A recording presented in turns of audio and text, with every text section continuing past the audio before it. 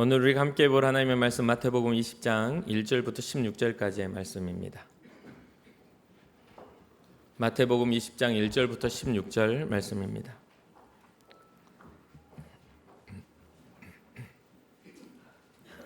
우리 한 절 한 절 교독하고 마지막 절은 함께 읽겠습니다.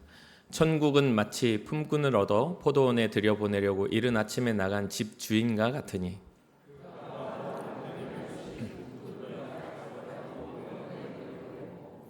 또 제3시에 나가보니 장터에 놀고 서 있는 사람들이 또 있는지라.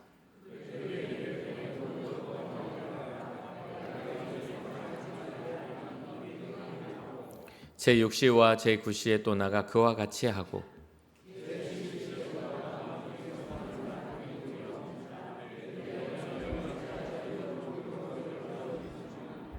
이르되 우리를 품꾼으로 쓰는 이가 없음이니이다. 이르되 너희도 포도원에 들어가라 하니라.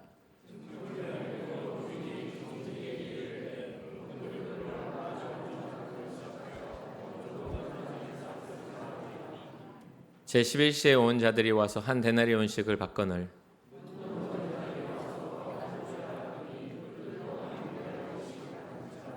받은 후 집 주인을 원망하여 이르되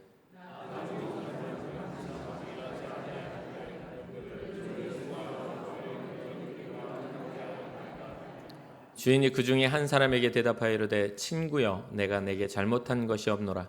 내가 나와 한 데나리온에 약속을 하지 아니하였느냐.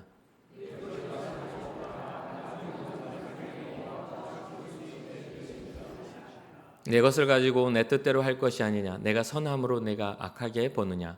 이와 같이 나중된 자로서 먼저 되고 먼저 된 자로서 나중되리라. 아멘. 아멘.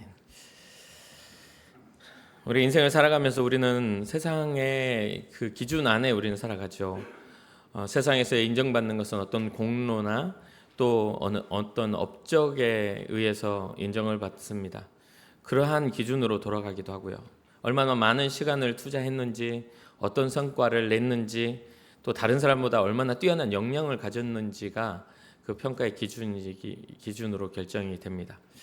그것은 어떻게 보면 당연한 이치고 우리가 세상을 살아감에 있어서 우리가 상식적으로 받아들이는 그런 이치이기도 합니다. 이것은 바로 세상에 더 능력 있는 사람에게 더 좋은 대우를 하는 것은 공정한 일이기도 하죠. 그러나 오늘 본문에서 이야기해주고 있는 이 비유에는 어떤 능력이나 어떤 공로에 의한 보상 체계를 이야기하고 있지 않습니다. 이 예수님께서 비유로 들은 이 비유를 통해서 우리가 이 포도원의 비유를 통해서 우리는 영적인 비밀, 영적인 그런 구원의 원리를 우리는 발견해야 하는 것이죠.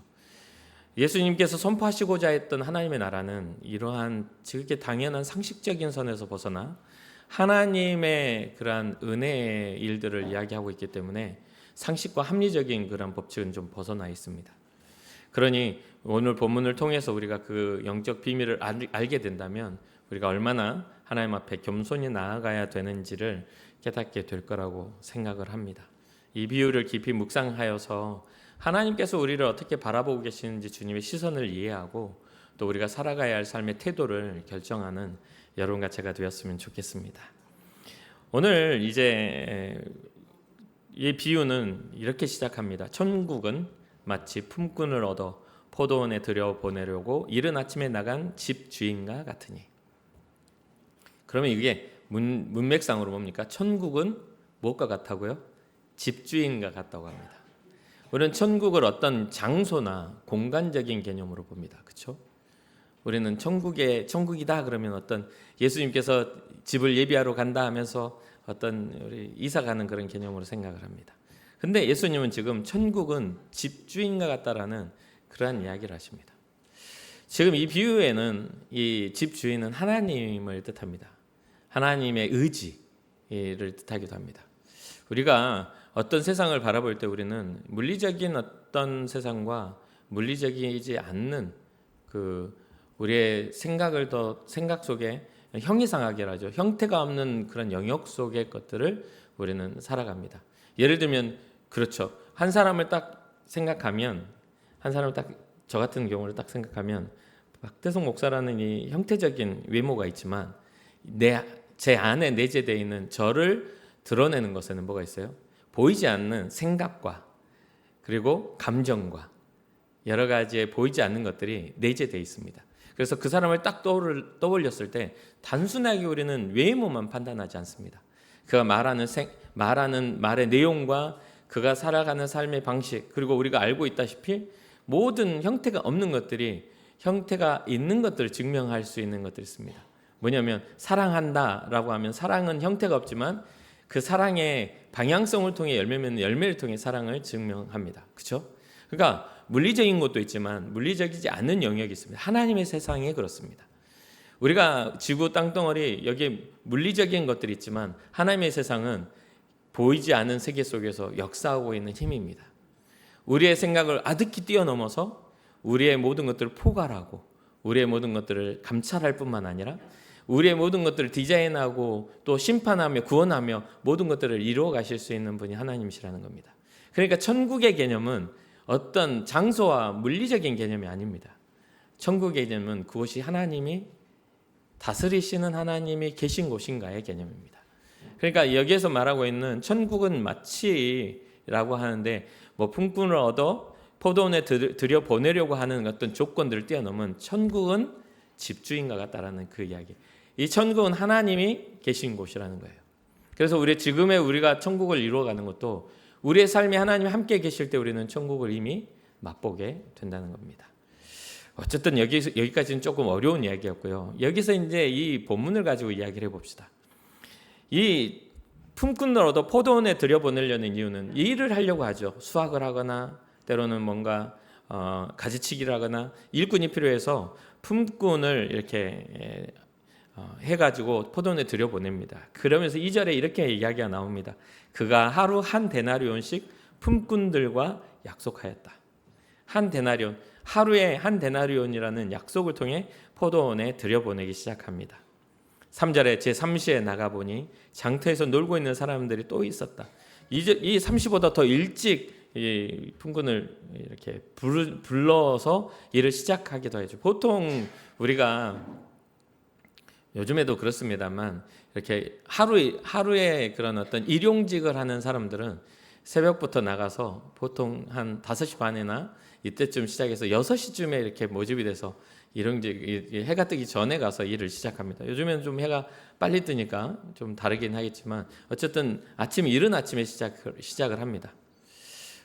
먼저 그 품꾼을 약속해서 포도원에 들여보낸 후에 3시는 여기에서 3시는 우리 요즘의 시간으로 보면 9시를 뜻합니다.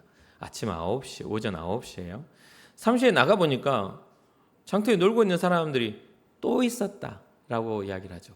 그러니까 일찍 품꾼을 얻어서 들여보낸 사람이 있고 또 3시에 나가보니 또 그 노는 사람이 있어서 그 사람들을 고용을 합니다. 그러면서 4절에 그들에게 이르되 너희도 포도원에 들어가라. 내가 너희에게 상당하게 주리라 하니 그들이 가고. 상당하게 주리라는 그 말을 현대어로 보면 그냥 적당한 품삯을 주겠다. 그러니까 정해져 있는 품삯을 주겠다라는 뜻이기도 합니다. 그러니까 일찍 고용한 사람도 또 9시에 고용한 사람도 그러면서 또 보니까 이 주인이 5절에 보니까 제6시와 9시에 또 나가 그와 같이 하였다. 제6시는 정오 12시를 뜻하고 9시는 3시를 뜻합니다. 오후 3시. 그 다음에 6절을 보니까 제11시 그럼 5시입니다. 오후 5시. 보통 이때 당시에 일용직은 6시 시작해서 6시에 끝난다고 합니다. 그러니까 9시에 나온 사람이든 12시에 나온 사람이든 3시에 나온 사람이든 또 5시에 나온 사람이든 오후 6시면 일이 끝나는 거죠. 그러니까 오후 5시에 온 사람은 1시간만 일하고 일이 끝납니다. 6절 제11시에도 나가보니 서 있는 사람이 또 있는지라 이르되 너희는 어찌하여 종일토록 놀고 여기에 서 있느냐라고 묻습니다. 여기서 보면 일용직 노동자의 애환도 있겠죠. 하루 먹고 하루 사는 그런 상태. 특히나 헬레니즘 문화 안에서 나라 잃어버리고 또 어떤 힘이나 부나 권력이 없는 사람들은 항상 일감과 먹거리에 싸워야 됩니다. 우리의 인류 역사를 보면 배고픔으로 정말 죽어가는 사람들이 생각보다 많죠. 먹거리가 전쟁과 같습니다. 우리 한국의 우리 대한민국의 역사 속에서도 그렇지 않아요? 보릿고개라는 것들이 있고, 그게 이제 민족의 어려움 속에서 자리 잡았던 이 가난과 고통이기도 하죠. 어쨌든 지금 이 상황에서 예수님이 예시를 들고 계시는 이 시대 속에서도 이 나라 잃어버린 이스라엘 백성들과 또 로마의 어떤 그 통치 아래 살아가는 사람들의 그런 애환이 담겨 있기도 하죠. 물론 그거는 이제 좀 그냥 배경으로만 보시고, 이러한 사람들이 하루 벌어서 한 데나리온이라는 하루 살 수 있는 돈을 얻어야 되는데, 보니까 아침에 일찍 나와서 일을 한 사람도 있고, 또 일이 없다가 또 아침 9시에 나온 사람도 있고, 또 일이 또 없어서 기다리다가 12시에 나온 사람도 있고, 3시에 나온 사람도 있고, 일이 끝나기 1시간 전에 나온 오후 5시에 나오는 사람도 있는 것이죠. 이들에게는 공통적인 뭐가 있어요? 하루에 일을 해야 한다는 간절함이 있습니다. 공통적인 고용해줘야 할 고용주가 필요한 거죠. 어쨌든 지금 이 주인은 오후 5시까지 일꾼을 부릅니다. 그 말은 뭐냐면, 이 지금 예수님이 말씀하고 있는 집주인, 천국은 마치 집주인과 같다라는 천국의 주재자이신 하나님이 우리를 부르실 때 가성비나 공로나 업적이나 그리고 자격을 따지지 않고, 그들이 하루하루 살아가야 할 그 삶의 애환 속에 긍휼함이 필요한 자들에게 찾아가셔서 부르고 계시다라는 것을 보여주고 있습니다. 지금 포도원 주인으로서 부르는 모든 사람에게는 포도원 주인의 고용함이 필요했던 것이죠. 거듭해서 나갔던 그 마음, 그것은 상식적인 고용주라면 가성비는 참 떨어집니다. 일찍 고용해서 한 데나리온을 주고 많이 일시키는 게 가성비가 실용적이죠. 그러나 이 주인은 그렇게 하지 않고 끊임없이 나가 불쌍한 이들을 불러오는 그런 마음을 가진 주인입니다. 그러니 주인의 관심은 포도원의 일손보다는 장터에 여전히 방황하고 있는 사람들에게 기회를 주고자 하는 마음이죠. 그래서 이 주인의 질문이, 너희는 어찌하여 종일토록 놀고 여기 있느냐라고 그렇게 묻는 겁니다. 그때 그들은 우리를 품꾼으로 쓰는 이가 없어서 그렇습니다 라고 이야기할 수밖에 없는 거죠. 그들이 게을러서일까요? 그렇진 않죠. 기회가 없는 겁니다. 아무도 써주지 않는 것에 대해서, 그러니까 사회적으로나 어떤 삶에 있어서 굉장히 어려움을 당하고 있는 상태. 그럼에도 이제 더 넘어가 봅시다. 그럼에도 그 주인은 그들을 고용해서 이제 1시간 뒤면 일이 끝납니다. 1시간 뒤면 일이 끝나요. 그래서 8절입니다. 그래서 5시에 고용된 사람도 뭐 고용돼서 일터까지 가는 것 시간 좀 빼면 일터의 거리가 얼마나 될지 모르지만 1시간 더 채 일하지 않고 끝났겠죠. 그렇게 끝났는데 이 8절에 저물매 포도원 주인이 청지기에게 이르되 품꾼들을 불러 나중 온 자로부터 시작하여 먼저 온 자까지 싹쓸 주라. 이게 고용되는 역순으로 나중 온 자, 5시에 온 사람부터 오후 5시, 오후 3시, 정오 12시, 그 다음에 오전 9시, 또 일찍 이렇게 했던 사람 순으로 이렇게 이제 결산을 하기 시작하죠. 그러면서 9절에 보니까 제11시에 온 자들이 와서 한 데나리온을 받습니다. 그러면 3시에 온 사람은 어떤 생각을 갖겠어요? 와, 1시간 일했는데 한 데나리온이면 우리는 그럼 3시간 일했으니까 그래도 좀 더 주겠지. 그런 생각 갖겠죠. 그렇게 했잖아요. 1시간 더 채 일을 안 했는데 하루 품삯을 줬으니 이 주인이 훌륭하다, 이 사람 대단하다, 우리에게 좀 더 주겠지. 그래도 이제 뭐 1시간씩 한 데나리온을 뭐 하기에는 좀 양심이 그러니까 3시간 일했으니까 그래도 한 데나리온 반 50세겔을 주겠지. 한 데나리온하고 50세겔을 더 주겠지. 이렇게 생각을 했겠죠. 그런데 보니까 3시에 온 사람도 한 데나리온을 주는 겁니다. 그거 한 데나리온을 받는 사람을 보고 12시에 한 사람은 또 6시간을 계산하겠죠. 적어도 한 데나리온 50세겔을 주겠지 했는데 못 받았어요. 그런데 각자 이렇게 순서로 주니까 생각 속에 착각은 어떻게 돼요? 우린 6시간 일했으니까 그래도 한 2데나리온이나 한 3데나리온을 주겠지라고 생각할 수 있겠죠. 6시간 했으니까. 또 앞서니까 9시부터 시작한 사람은 더 많은 걸 주겠지. 아침 일찍부터 처음부터 고용된 사람은 더 많은 걸 주겠지. 이런 생각을 하게 됩니다. 그러니까 주인은 지금 1시간 일한 사람을 하루 품삯을 줬으니까 그럼 하루 종일 일한 사람은 훨씬 많은 주겠지라는 기대감을 갖지 않겠습니까? 그런데 보니까 10절에 먼저 온 자들이 와서 더 받을 줄 알았다고 이야기합니다. 더 받을 줄 알았는데, 아니 우리가 더 열심히 했으니까 더 받을 줄 알았는데 막상 받아보니까 한 데나리온인 겁니다. 하루 품삯을 준 겁니다. 우리의 신앙생활 속에 그런 생각을 가진 그런 경우들이 있습니다. 우리가 먼저 믿었으니까 더 인정받겠지, 더 많은 걸 받겠지 라고 생각할 수 있습니다. 그런데 똑같이 받습니다. 여기서 말하는 천국과 집주인과 한 데나리온의 그 상관관계는, 천국은 집주인이신 하나님으로부터 한 데나리온의 구원을 받는 겁니다. 구원은 더 크고 작고가 없습니다. 그렇죠? 구원에는 크고 작고 없어요. 구원을 받느냐 못 받느냐의 문제입니다. 그리고 그것에 대해서 이 집주인은 한 데나리온에 약속을 한 겁니다. 나의 포도원에 들어오면 일을 하면 내가 한 데나리온을 주겠다. 너희들의 먹을 수 없고 살 수 없는 그 삶을 내가 구원해 주겠다. 이런 뜻입니다.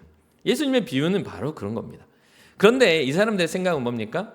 이건 단순하게 구원의 문제, 그런 문제가 아니라 공로의 문제로 생각합니다. 업적의 문제, 내 자리의 문제, 내 체면의 문제로 생각합니다. 내가 이만큼 했는데 난 더 받겠지. 내가 이만큼 했는데 더 인정해 주겠지. 내가 이만큼 했는데 더 귀하게 생각하겠지 라는 생각합니다. 그런 상황 속에서 한 데나리온을 받으니까 11절에 이렇게 말합니다. 받은 후 집주인을 원망하여 이르되. 원망하여 이르되.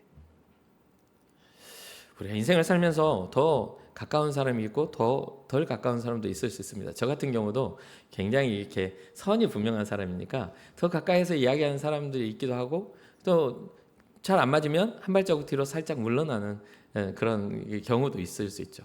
그런데 그럼에도 불구하고 뭐가 있냐면요, 내 가족과 내 가족이 아닌 것은 차이가 납니다. 그 거리가 있는 거예요. 우리 교인과 남의 교인은 차이가 납니다. 그래도 지나가면서 안녕하세요, 권사님 어서 오세요, 뭐 장로님 안녕하세요 인사하잖아요. 다른 교회 가면 저는 고개 숙이고 다닙니다. 실제로요. 인사 잘 안 합니다. 피곤해요. 그 성향상 그렇습니다. 관계가 없기 때문에 굳이 관계를 깊이 맺을 이유를 발견하지 못합니다.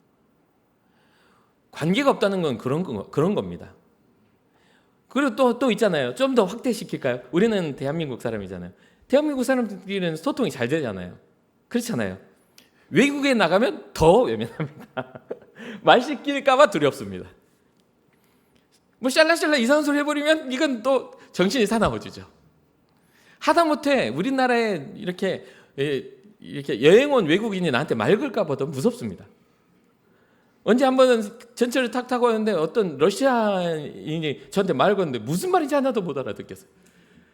대충 바디랭귀지로 저리 가라고 막 하고 말았는데 그게 어렵습니다.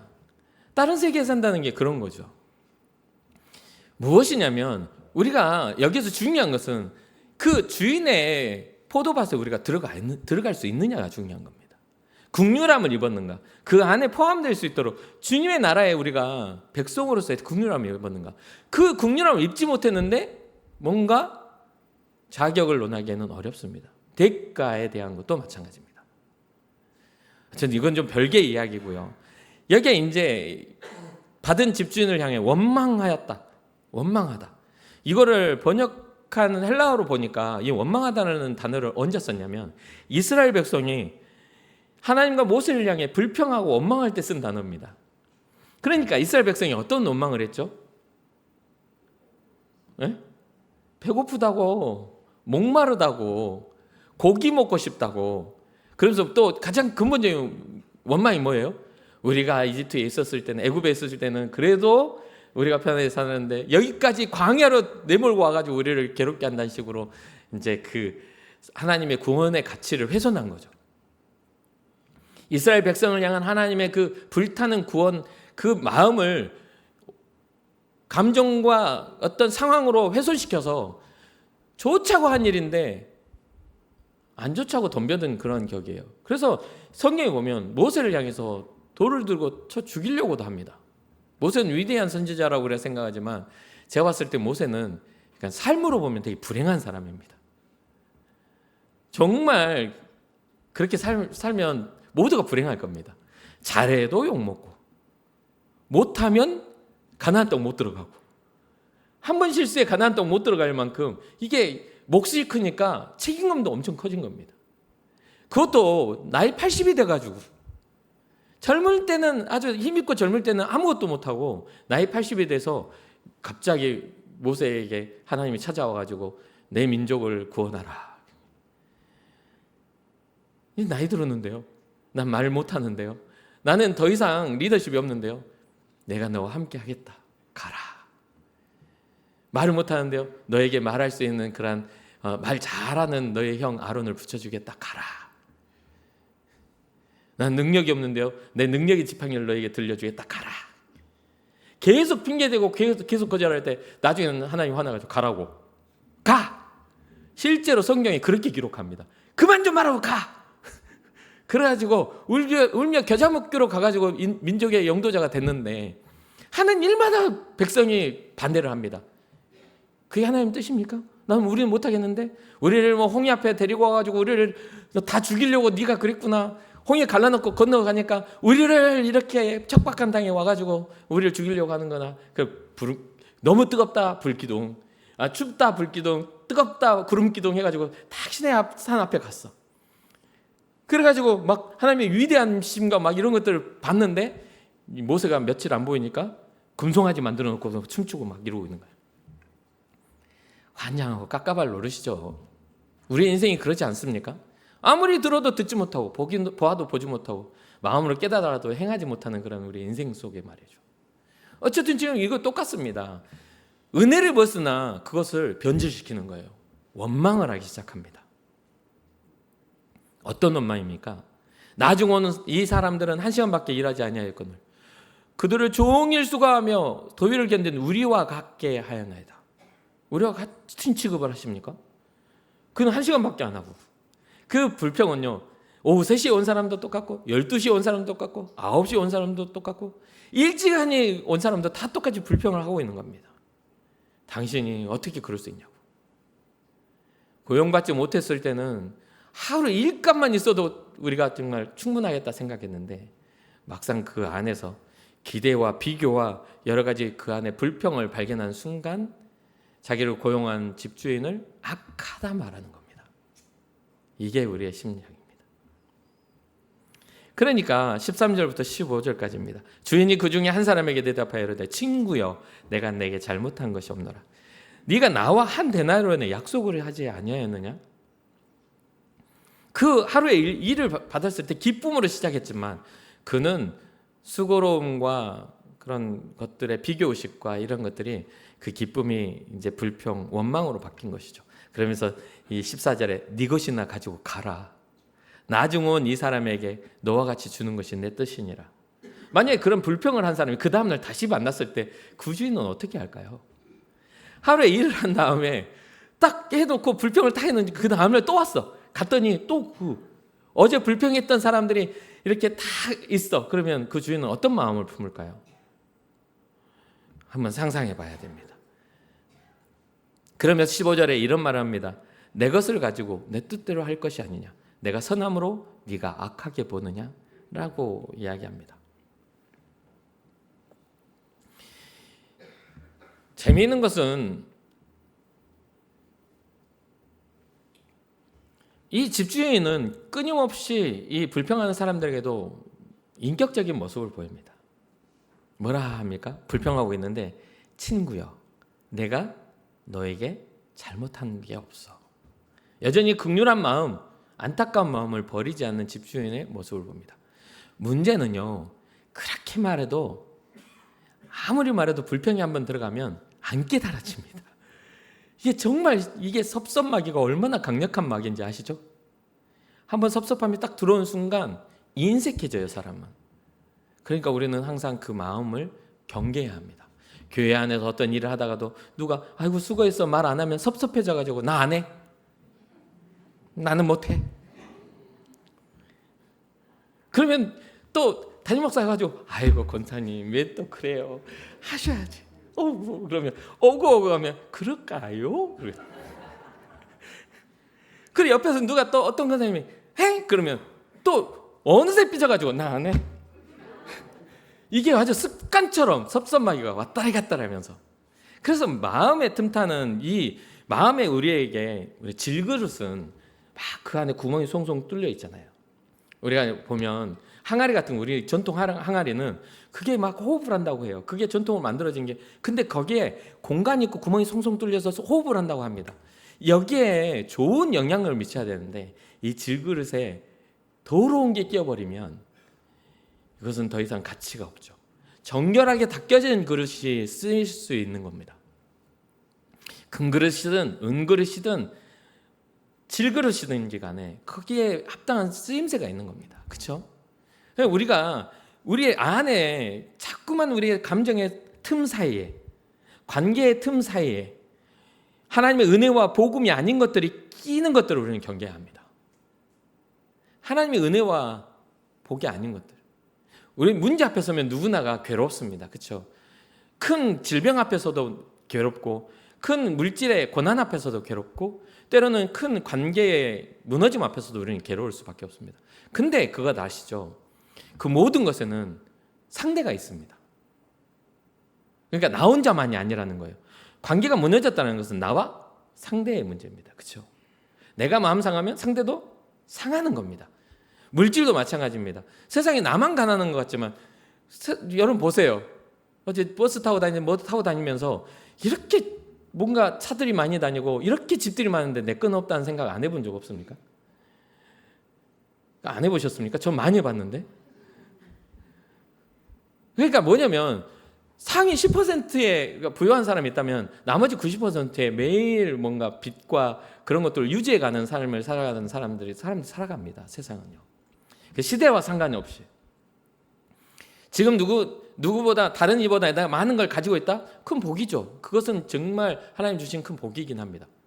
그런데 많은 걸 가지고 있으나 그것을 선용하지 못하는 것은 하나님 앞에서 큰 재앙이기도 합니다. 주님을 위해 쓰지 못하는 인색함은 큰 재앙입니다. 이 땅에 살다가 우리의 인생이 다하면 다 여기다 다 내려놓고 아무런 가치 없이, 그러니까 그렇게 될 수밖에 없는 건데 우리는 당장 눈앞에 것만 보다가 나의 욕심만 차리다가 주님 앞에 가는 그런 존재 아닙니까? 그러니까 일찍 고용을 받든 9시 받든 12시 받든 3시 받든 5시 받든지 간에 우리는 구원받을 자, 그 주인 앞에서 우리의 삶을 평가받아야 할 사람이니까. 그러니까 여기에서 우리는 영적인 진리를 깨달아야 됩니다. 우리를 부르시는 그 집주인은 절대적인 주권을 가진 하나님이시다. 우리의 어떤 재능이나 우리의 가능성을 우리를 보고 우리를 부르시는 게 아니라 우리의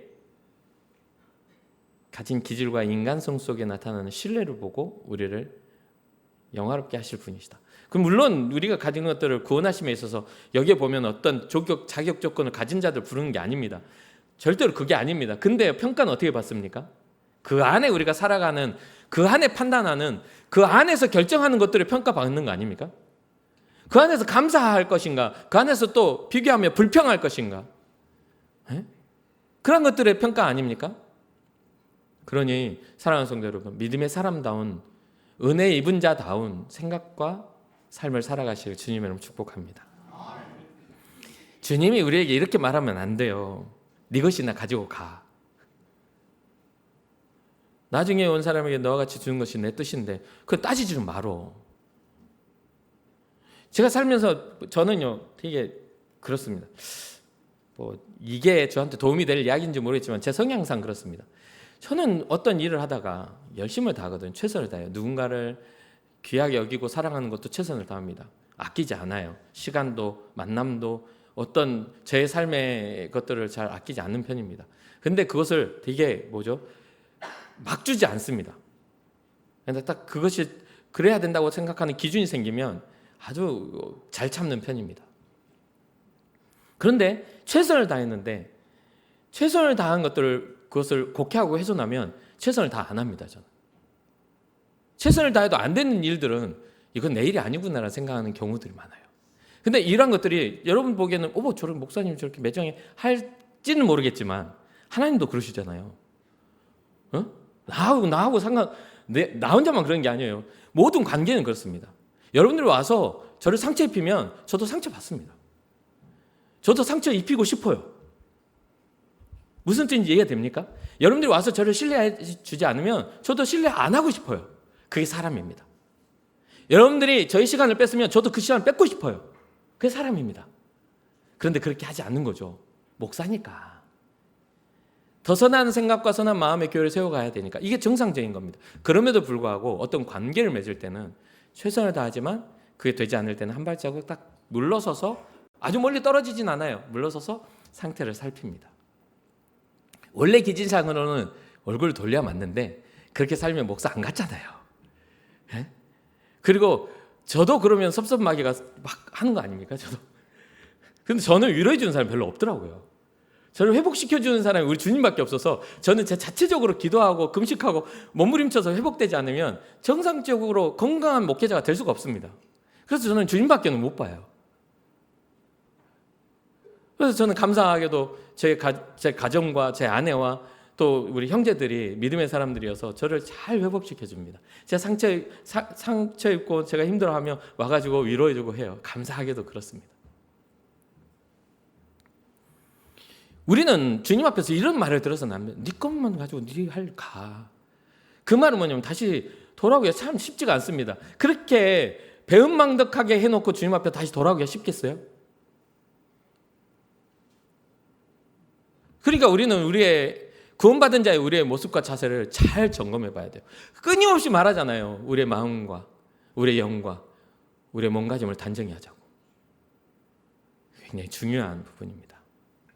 이것은 이게 우리에게 한 데나리온을 주시는 구원의 역사는 주님의 주권이라는 것을 잊지 말아야 돼요.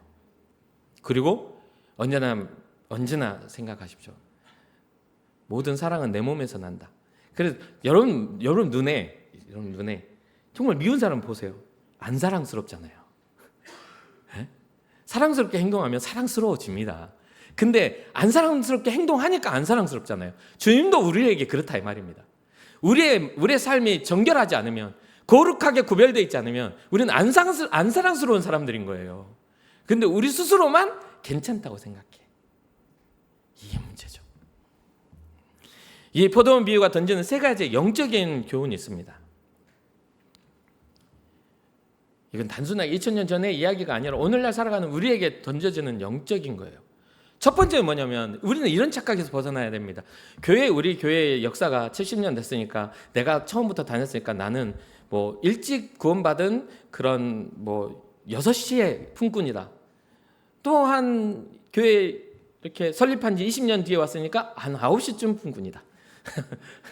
한 40년쯤 돼서 교회 온 사람들은 12시에 고용받은 품꾼이다. 그러면 한 60년쯤 됐으니까 오후 3시. 74년 우리가 73년째잖아요. 그러면 한 70년째 왔으니까 우리는 1시간 남은 오후 5시. 이렇게 생각하십니까? 그건 우리의 역사지.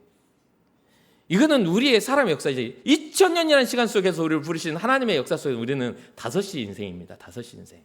1시간밖에 안 남아있다 이 말이에요. 죄로 인하여 죽을 수밖에 없고 용서하지 않으면 용서받을 수 없는 우리에게 서성거리며 인생을 겁내며 어떻게 살까? 무엇을 할까? 나는 어떻게 내 생명은 어떻게 될까라고 고민하고 있을 때 주님이 오셔서 왜 아직까지 여기 서성거리고 있느냐? 우리를 찾는 이가 없습니다. 고용해 주는 사람이 없습니다. 라고 했는데 그러면 나의 포도원으로 와라. 라고 말씀하시는 2000년 역사에 보면 우리는 5시 한 45분 된 것 같아요. 그러니까 우리에게는 우리가 받은 은혜를 공로를 자랑할 자격이 없습니다. 겸손해져야 한다 이 말입니다. 주님이 우리를 부르셨다는 감격과 기쁨 안에 우리는 지금 충만해서 모자랄 판에 이미 뭔가 익숙하고 노후화된 익숙해져 버린 그러한 신앙자로 살고 있다는 거예요. 긴장감이 없다 이 말입니다. 하루에 주님 앞에서의 우리의 감격과 기쁨을 드리지 않아도 멀쩡히 잘 사는 긴장감 없는 인생을 살고 있다는 거예요. 그렇게 되면 어떻게 됩니까? 네 것이나 받고 가. 다시 보여지지 않는 거예요. 그러니까 은혜를 공로로 바꾸는 순간은 감사가 메말라지는 순간이죠. 은혜를 내가 열심히 했기 때문에 받아야 되는 것들을 손을 내미는 순간 그들은 감사하지 않습니다. 비교하게 되고 더 줘야죠. 내가 이 정도 했는데, 내가 이렇게 시간을 들였는데, 내가 이렇게 노력을 했는데, 내가 이렇게 땀을 흘렸는데 더 줘야죠 라고 하는 그 모습 속에 지금 주님은 지적하고 있는 거예요. 마지막은 뭡니까? 이 주인의 기쁨에 동참하지 못하는 고용인들입니다. 이 주인은 어떤 기쁨을 가졌어요? 버림받은 자, 고용되지 못한 자, 세상의 약자들 속에서 누군가 바라봐주지 않는 일용직들에게 구원을 베풀었던 이 주인은 그를 구원하시기를 기뻐하셨던 하나님의 마음이라 이 말입니다. 우리는 모두가 그러한 존재예요. 우리가 힘이 있거나 능력이 있거나 외모가 잘생겼거나 재능이 있거나 특별하기 때문에 구원받은 자들이 아니라 주님의 긍휼하심을 입은 자들이라는 것이죠. 그리고 여전히 주님의 긍휼하심을 필요한 자들에게 우리가 주님의 마음으로 함께 기뻐하며 그들에게 손을 내밀기를 바라는 그러한 주인의 마음임을 잊지 말아야 되겠습니다. 우리가 돌아온 탕자에 대한 이야기들을 얼마 전에 했지 않습니까? 집 나간 탕자와 집 안의 탕자가 있다고 했죠. 집 나간 탕자, 그는 아버지 것을 가지고 탕진하고 돌아온 탕자입니다. 근데 집 안의 탕자는 그 아버지의 마음을 이해하지 못하고 날마다 불평하며, 아니 언제나 당신 곁에서 내가 당신을 지켰는데 나한테는 염소 새끼 한 마리도 안 잡아줬으면서 저 자기의 것을 다 탕진해버리고 온 저 아들의 둘째 아들 저 나쁜 녀석한테는 송아지를 잡아서 잔치를 벌인다는 게 맞습니까? 라고 하는 그러한 마음. 버선발로 뛰어나가 아들을 맞이했던 아버지와 같이 첫째 아들에게도 아버지는 동일하게 사랑을 베풀죠. 예, 나의 것은 다 너의 것이 아니냐. 잃어버렸다가 찾았던 아들, 죽은 줄 알았다가 살아온 돌아온 아들, 네 동생, 그를 맞이해 장치를 벌이는 건 내 마음, 내 사랑이지 않느냐. 왜 그걸 이해를 못해? 라고 하면서 둘 다 사랑하는 아버지의 심정을 이해하게 하고 있잖아요. 우리는 말씀을 정확하게 보고 이해해야 합니다. 우리가 포도원에 들어와 일할 수 있는 건강과 기회를 주신 것 자체도 은혜고, 주님의 전에 나와 주님 앞에 구원받은 자가 되는 것 자체가 은혜고, 떼학볕 아래서 열매를 위하여 일할 수 있는 것 자체가 하나님의 특별한 사명이고 사랑임을 우리는 기억해야 하는데, 자꾸만 공로를 드러내고 대가를 바라고 있는 우리의 모습 속에 하나님의 마음보다는 첫사랑의 감격을 잃어버린 우리의 모습을 발견해서는 되지 않지 않겠습니까? 우리는 첫사랑을 회복한 우리의 모습을 발견해야 합니다. 우리를 부르시고 우리를 영화롭게 하실 뿐만 아니라 오늘 마지막 구절에 16절에 말씀하신 이와 같이 나중된 자로서 먼저 되고 먼저 된 자로서 나중되리라 하셨던 이 말씀이 우리는 나중된 자로서 먼저 될 수 있는 은혜를 가진 자들이 되었으면 좋겠습니다. 그러니까 이야기하면서 잠깐 웃으라고 한 이야기 섭섭마귀하고 잘 싸우시고요. 네, 그렇죠? 섭섭마귀랑 잘 싸우세요.